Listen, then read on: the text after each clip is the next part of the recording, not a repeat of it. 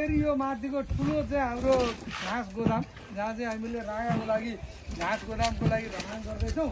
त्यताबाट फेरि आज यहाँ फेरि ढलान गर्दैछौँ।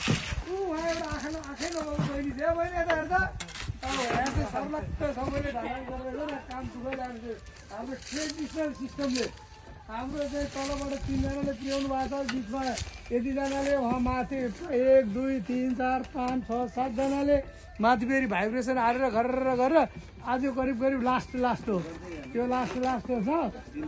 आज यति चाहिँ हामीले बिम बाँधिसकेपछि यसपछि फेरि यसको छानामा हामीले चाहिँ फेरि सबै रेडी छ। त्यो पनि करिब गोदामको नि अन्तिम अब बर्खाको बेला राँगा पाल्नुभन्दा अगाडि हामीले चाहिँ त्यो आफूलाई चाहिने घाँसहरू परालहरू स्टोर गर्नको लागि बनाउनु लागेको गोदाम त्यो पनि अन्तिम बुला छ।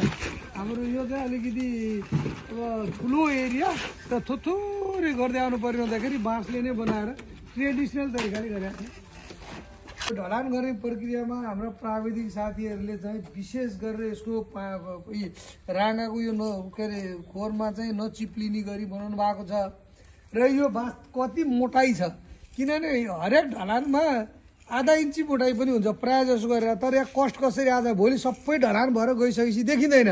त्यो नदेखिसकेपछि त कहाँ कस्ट आयो यति ढलानमा कहाँ आयो भन्न सकिन्छ। म आफै पनि अस्ति 3 दिनदेखि लगातार आइरहेको छु। यत्रो मोटो जाँदाखेरि त तपाईँको यत्रो मोटो यति लम्बाइमा जाँदा त सामु माल कति गल होला। म यहाँ तपाईँलाई देखाउँछु मोटाइ हेर्नुहोस्। यही चाहिँ यो भनेको त सिमेन्टी छड अनि तपाईँको गिटी ढुङ्गा मसला जाने चिज हो नि त। 6 इन्ची ल्याउनुहोस्। यहाँ 6 इन्ची मोटाइ छ। 6 इन्ची मोटाइ यहाँ छ भने तपाईँको अब यहाँ पछाडि भने होचो आउँदाखेरि 5 इन्ची होला। तपाईँको 4.5 इन्ची यहाँ छ होइन।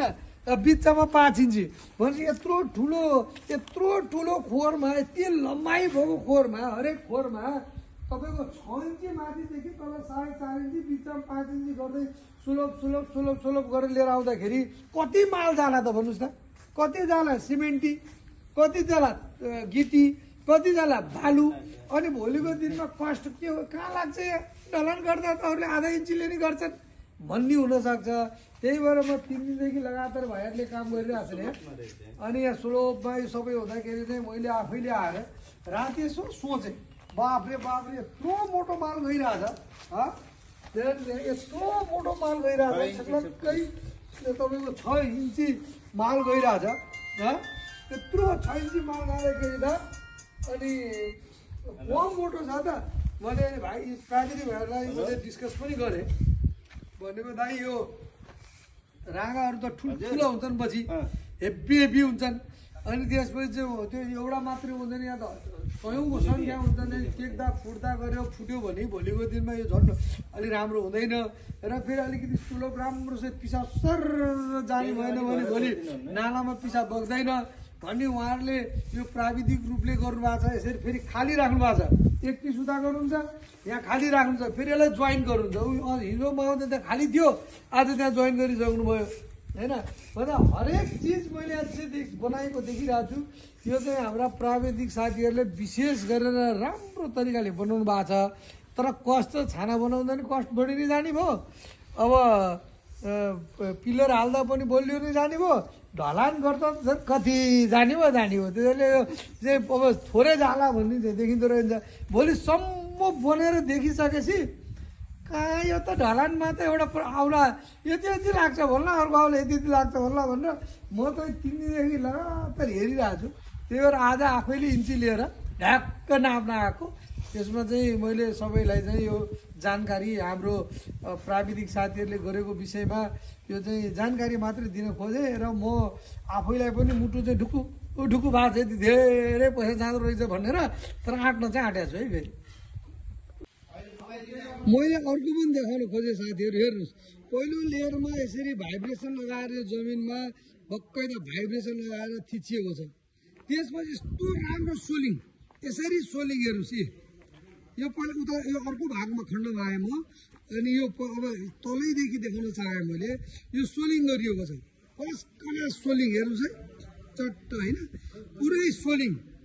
अनि त्यो सोलिङ गरिसकेपछि फेरि मसिनो गिटी र त्यसपछि बालु फेरि यसमा हालेर पानीले भिजाइन्छ पुरा भित्रसम्म त्यो माथि बल्ल मसला हालिन्छ भनेपछि यत्रो ढुङ्गा फेरि यो माथि बालु र तपाईँको त्यो मुनि माटो ब्यालेन्स मिलाएर भाइब्रेसन लगाएर त्यसपछि यत्रो फेरि ढुङ्गा सोलिङ राम्रोसँग गरेर त्यसपछि फेरि तपाईँको यो मसिनो गिटी र बालु हालेर पानी हालेर त्यसपछि बल्ल ढलान गरिन्छ अनि यो बिचमा त झन् ठुल्ठुला मेसिनहरू हिँडाउनु पर्ने हुँदा यहाँ त तपाईँको त्यो सबै फलाम र ऊ माथि फेरि फलाम बिछाइन्छ फेरि त्यो फलामका त्यो जालीहरू बुनेर तपाईँको त्यो बिछाइन्छ ल्याउनुहोस् अब यहाँ अर्को त्यही खण्डमा जहाँ ढलान हुँदैछ त्यही खण्डमा आएँ यो माथि सर्लक्क फेरि यसरी गिटी माथि त्यत्रो ढुङ्गा माथि यसरी फेरि मसिनो गिटीहरू बालुहरू हालिएको छ अनि त्यसपछि यहाँ पानी हाल्दै यताको भाग हेर्दै जानुहोस् यो ढलान गरेको ठाउँ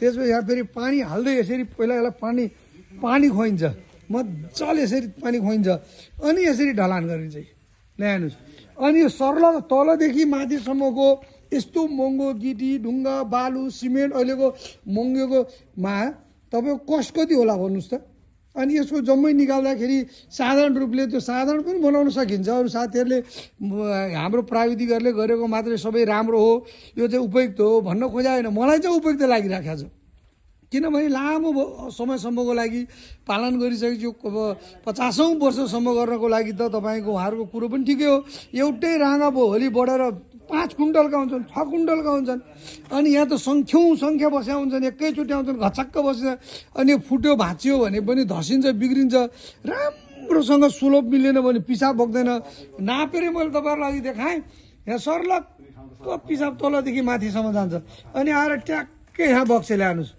कहीँ अड्किने ठाउँ देखिँदैन अनि चिप्लेला भन्ने त चान्सै छैन यस्तो राम्रो रेखा कोर्नु भएको छ उहाँहरूले यो चिप्लेला भन्ने त कहीँ पनि छैन यस्तो राम्रोसँग बनाउनु भएको छ तर त्यो जम्मै बनाउँदै गर्दा साथी हो यता मुटु चाहिँ ढुक्कु नि हेर्नुहोस् कस्ट चाहिँ राम्रै चाहिँ जाँदो रहेछ होइन त्यसले गर्दाखेरि यो ब्याङ्कमा प्रपोजल पेस गर्दा ऋण लिन जाँदा यत्रो पैसा लाग्छ र भने जस्तो होइन यहाँ बनाउँदै जाँदाखेरि त बाफ्रे सोचेको भन्दा बढी पैसा लाग्ने यी सबै चिजहरू भोलि त्यो एकैचोटि ढलान गरेर चिल्लो देखिँदा त यहाँ यस्ता मोटा त देखिँदैन त्यो त सत्यता होला नि यस्ता मोटा त देखिँदैन यी त सत्यता होला नि यी सबै त्यो त जोडिन्छ भोलि सर्लक्कै जोडिँदाखेरि त तपाईँको यो त भोलि त देखिँदैन यो त जोडिएपछि त आधा इन्ची गरे होला नि भने त्यो त मेरो आफ्नै प्रोजेक्ट हो म त लामो वर्षसम्मको लागि गर्ने भनेर बनाएको छु भन्दा त मैले त अब प्राविधिकले दिएको ज्ञान उहाँहरूले गर्दै आउनुभएको प्र्याक्टिस अनि सबै चिज नमान्ने त प्रसङ्गै आएन मान्नै पर्यो अनि अस्ति यहाँ चाहिँ 4 टिपर एकैचोटि मलाई मसिनो गिटी ल्याइदिनु पर्यो दाइ 2 टिपर बालु ल्याइदिनु पर्यो भन्नु अस्ति भर्खरै टिपर झारेर चाहिँ के हो यो भने अनि बालु पनि उहाँ थुप्रो देखाइदिउँला तपाईँलाई बोकिरहेछन् आज होइन पुरा वासिङको चाहियो भन्नुभयो अब यसरी वासिङको बालु लिएर आएँ हेर्नुहोस् है यहाँ वासिङको बालु लिएर आएको छु यहाँ ढलानका मेसिनहरू राखेको छु यत्रो वासिङ बालु आउँदैछ उता टिपरहरूले सामानहरू आउँदैछ तपाईँको कुटेको गिटी आउँदैछ है अनि यो कुटेको गिटी तपाईँको चाहिँ 4 टिपर अहिले किन चाहिने भयो भनी माने तर खाँदो रहेछ यस्तो माल ल्याउनुहोस् हेर्नुहोस् वासिङ बालु यो फेरि वासिङ बालु अघि भर्खर 2 टिपर बिहानै झारेर लगाएँ ल्याउनुहोस् होइन यो वासिङ प्लान्टबाट चाहिँ किनेको मैले अनि अब बोक्दैछन् साथीहरूले कुटेको गिटी उहाँ राखेको छु अस्ति भर्खरै 3-4 टिपर अहिले फेरि 4 टिपर चाहियो भने बोकिरहेछ गाडीले त्यसैले गर्दाखेरि यो विधिवत तरिकाले अनि पढे लेखेका भाइहरूको शिक्षा अनुसार गर्दाखेरि बलियो मात्रै होइन टिकाउ मात्रै होइन यो एकदमै तपाईँको पानी बग्नलाई पारानागा नचिप्लिनलाई असाध्यै राम्रो चाहिँ लागेको छ मलाई जहाँसम्म आशा गरौँ यो बन्दै गर्दाखेरि असाध्यै राम्रो बन्छ भन्नेमा म पनि विश्वास लिएको छु हस्।